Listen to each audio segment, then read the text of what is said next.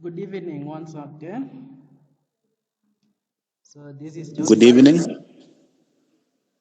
and I'm going to take you through the microbiology. Uh, Before we start with the lesson of today, we are going to remind ourselves about the previous lesson we did it last week, whereby we defined the bacteria and we stated the morphological characteristics of bacteria. So in that note, it will lead us to the topic of today, whereby we will be talking about the preparation of media and inoculation. So let me take you to the slides.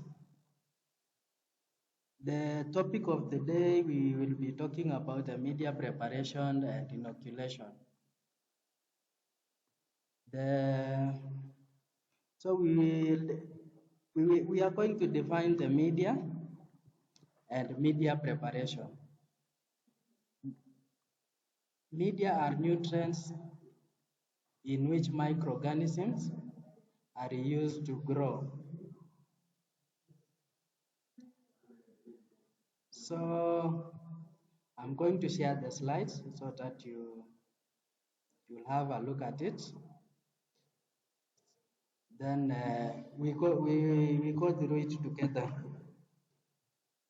So we have defined the media, and that is the what have you? Is it visible the screen? So we are going to do media preparation and inoculation, and we are going to define the media. Media are the nutrients in which microorganisms are cultivated. So it is like food for the microorganism. So how do we prepare this media? So we are going to define the media preparation, whereby it is the process of mixing nutrients, agents for buffering and maintaining the osmotic balances, as well as selecting inhibitors or indicators to create an agar or broth. That's about the growth and the differentiation of microorganisms. Media differs according to type of microorganisms and the resource availability. So the general procedure for media preparation. So the first procedure is weighing of the media, whereby you use the weighing balance. You weigh a certain amount of the media. Actually, the amount of the media to be prepared always it is labeled on the container by the manufacturer, whereby you weigh the amount, then you mix it with the sterile distilled water, after which you heat to boil. After the media has boiled, the purpose of heating to boil is to make sure that the media is uniformly mixed. After heating, we go to the next step, which is sterilization, whereby the sterilization enables the media to be sterile. If there is by any chance there was the presence of any other microorganisms, it, the sterilization method will kill it all. After sterilization, actually sterilization is whereby you put it on an autoclave at 121 degrees for 15 minutes. After which you remove the media and then you allow it to cool for like 45 to 50 degrees, whereby you dispense it on the plates. Okay, after now we know now the procedure of media preparation. So I'm going to take you to the next uh, to the next to the next topic, whereby we are going to look at the types of media. So we have different types of media. one based on chemical composition, another one based on consistency, and another one based on functionality. So we will start with the type of media based on chemical composition. So these are the media which it has different chemical composition. Others are known, others are unknown. So the type of the one, an example of this type of media is the one which they call it natural media. So in this media, the chemical composition is unknown. Example is the milk media, the milk itself. It is a natural media. So we have another one, they call it semi-synthetic, whereby the chemical components are partially known. Example of this kind of media, we have BDA agar, it's called potato dextrose agar. Another one is, they call it SDA, saccharide dextrose agar.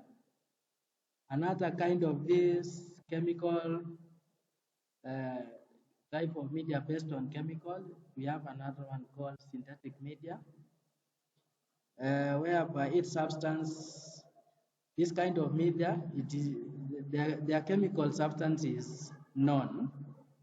Example of this media is nutrient agar, endo agar, and many others.